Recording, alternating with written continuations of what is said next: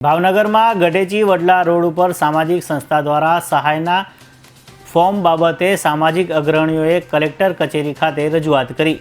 બાયણીની વાડી પાસે ભાવેણા ફાઉન્ડેશન નામની સામાજિક સંસ્થા દ્વારા 24,000 રૂપિયાની સહાય બાબતમાં ફોર્મ ભરવામાં આવતા હોય, જેમાં 300 રૂપિયા ફી લેવામાં આવી, જેની જાણ થતાં સામાજિક આગેવાન સ્થળ પર પહોંચ્યા હતા અને ફોર્મ માટે વસૂલાતા રૂપિયા બાબતે કોઈ સંતોષકારક જવાબ નહીં મળતા કલેક્ટર કચેરી ખાતે રજૂઆત કરવામાં આવી।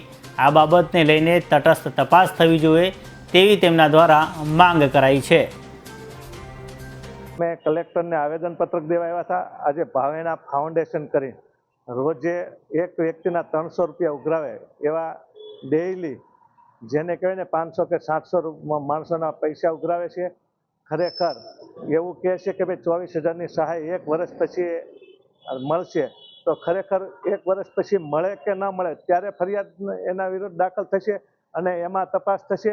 આજે ખરેખર આજે સરકાર શ્રી એટલે કે તંત્ર પોલીસ તંત્ર અને કલેક્ટરશ્રીને અમારો અનુરોધ છે કે આમાં જે કાંઈ હોય વ્યવસ્થિત કાર્યવાહી કરી અને તપાસ કરીને આગળની કાર્યવાહી ચલાવે તો આજે લોભામણી જાહેરાતમાં નાના માણસોનો જે આજે ભોગ લેવાય છે, તો એ ભોગ લેવાયની આજે તમને કહું કે જે વ્યક્તિ આજે પોતાની ઓફિસ ઉપર બેનર પણ નથી સંસ્થાનું મારી શકતા, તો એ ખરેખર તમે જોવો તો એવું લાગી રહ્યું છે કે લેભાગુ હોય। આજે નાના માણસો હોય તો આજે તમને કહું દૂરથી 24,000ની લાલચે પોતાના રિક્ષા ભાડા ખર્ચીને પોતે જતા હોય, ત્યારે આમાં તંત્ર અને પોલીસ તંત્રનું કાંઈ ધ્યાન નથી।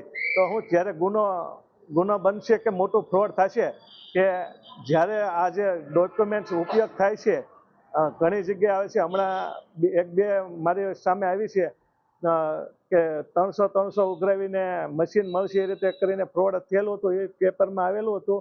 તો એના અનુસંધાને આ જ્યારે ફ્રોડ થશે ત્યારે તંત્ર જાગશે કે ક્યારે જાગશે।